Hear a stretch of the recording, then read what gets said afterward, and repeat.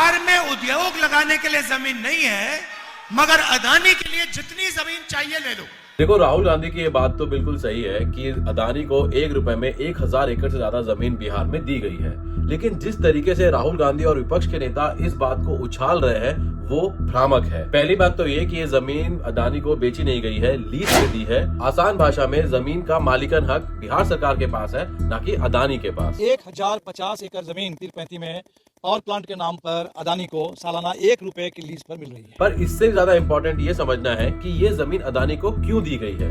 नीतीश कुमार की सरकार ने ये जमीन अदानी को अपने लिए कोई शीश महल बनवाने के लिए नहीं, बल्कि 2400 मेगावाट का पावर प्रोजेक्ट बनाने के लिए दी है। राहुल गांधी, अपोजिशन और बाकी सभी नेता चिल्ला चिल्ला के कह रहे हैं कि बिहार में रोजगार नहीं है, बिहार में इंडस्ट्रीज नहीं है। 20 साल से एनडीए की सरकार है, लेकिन सोचिए कि एक फैक्ट्री तक नहीं लगी। पहला ऐसा राज्य होगा जहाँ पे रोजगारी के नाम पे जीरो है। रोजगार बीजेपी के कभी एजेंडे में नहीं रहा, नौकरी बीजेपी के एजेंडे में नहीं रही। और एक बार फिर नालंदा शिक्षा का और रोजगार का सेंटर बनेगा। बिहार में नौकरियां नहीं मिलती, रोजगार नहीं मिलता। 18 वर्ष के शासन में ये रोजगार नहीं दे पाए और फिर अभी लोगों को बेवकूफ बना रहे हैं कि हम घर घर रोजगार दे देंगे। तो कोई इनसे पूछे कि ये कहां से रोजगार और इंडस्ट्रीज लेके आएंगे। अपने घर से तो कोई रोजगार या इंडस्ट्री लेके आएगा नहीं। इस 2400 मेगावाट पावर प्रोजेक्ट से बिहार को कई फायदे होंगे।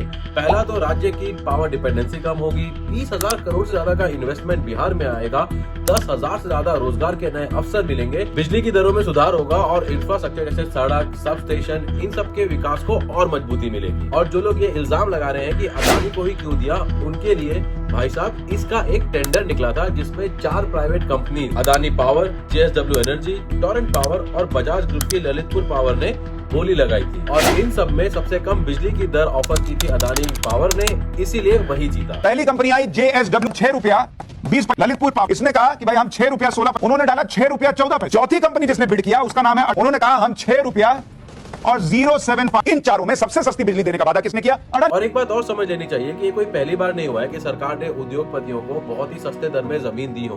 ये कोई नया मॉडल नहीं है, इसके बहुत सारे एग्जांपल आपको देश और विदेश में मिल जाएंगे। हाल फिलहाल में आंध्र प्रदेश सरकार ने कॉग्निजेंट को 50 एकड़ जमीन 1 रुपए के टोकन रेट पे दी है ताकि IT इंफ्रास्ट्रक्चर को और मजबूत किया जा सके। After TCS, Andhra government sold over 21 acres land in Visakhapatnam to Cognizant for a token lease price of 99 paise। Karnataka ने भी IT कंपनीज को बढ़ावा देने के लिए लंबे समय तक किफायती दरों पे जमीनें उपलब्ध कराई। इसी नीति के तहत इंफोसिस और विप्रो जैसी कंपनियों को सरकार से रियायती दरों पे जमीनें लीज पे मिली ताकि IT इंफ्रास्ट्रक्चर को बढ़ाया जा सके।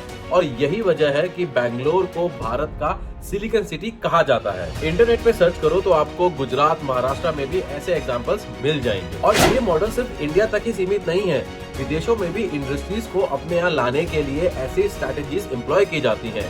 बदले में वहाँ के लोगों को रोजगार मिलता है और राज्य के इंफ्रास्ट्रक्चर, फाइनेंशियल और इकोनॉमिकल ग्रोथ को एक पुश मिलता है। टेस्ला गीगा फैक्ट्री को नेवाडा, US के शहर में 330 मिलियन US$ की टैक्स में छूट मिली और TRIC जिसकी खुद की जमीन थी, उन्होंने टेस्ला को 1000 एकड़ जमीन फ्री में दे दी। वहीं वियतनाम अपनी लैंड पॉलिसीज को इम्प्रूव कर रहा है ताकि फॉरेन इन्वेस्टमेंट को फैसिलिटेट किया जा सके। तो हाँ, जमीन 1 रुपए में दी गई है, लेकिन मुफ्त नहीं।